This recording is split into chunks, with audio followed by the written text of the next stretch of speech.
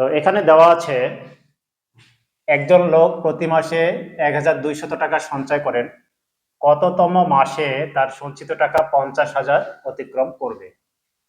তাহলে এখানে আমি চিহ্ন দিয়েছি কততম মাসে। এই কততম মাস এটি আমাদেরকে বের করতে হবে।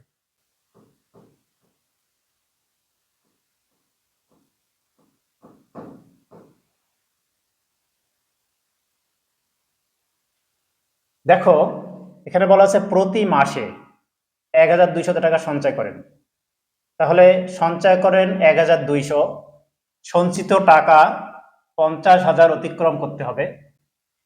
তাহলে 1200 দিয়ে যদি আমরা 50,000-কে ভাগ করি তাহলে কততম মাস এটি পেয়ে যাব।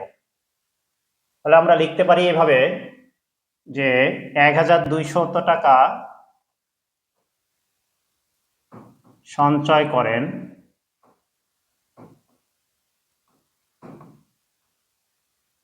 এক মাস, অতএব 50,000 টাকা সঞ্চয় করেন।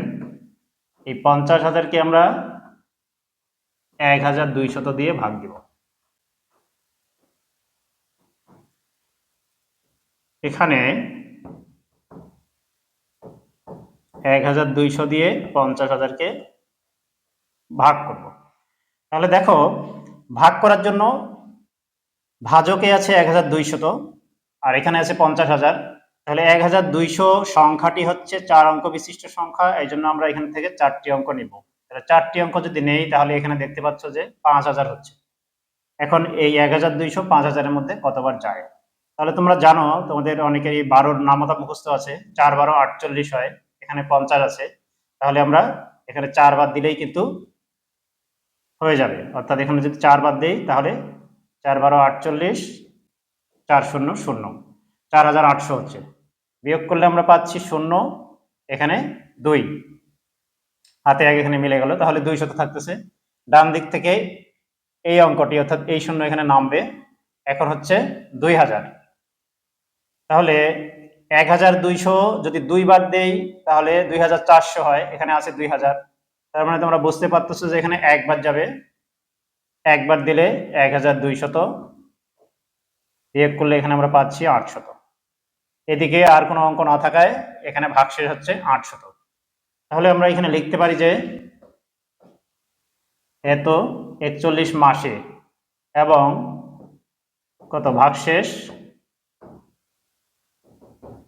800 টাকা, অর্থাৎ 41তম মাসে তার সঞ্চিত টাকা হচ্ছে 800 টাকা কম 50,000 টাকা। তাহলে এই 800 টাকার জন্য তাকে আরো 1 মাস অতিক্রম করতে হবে। অর্থাৎ আমরা লিখতে পারি 41 যোগ 1 সমান 42তম মাসে তার সঞ্চিত টাকা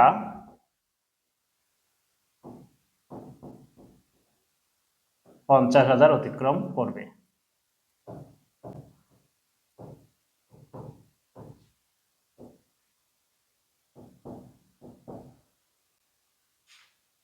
শিক্ষার্থীরা, আশা করি তোমরা বুঝতে পেরেছো। ধন্যবাদ।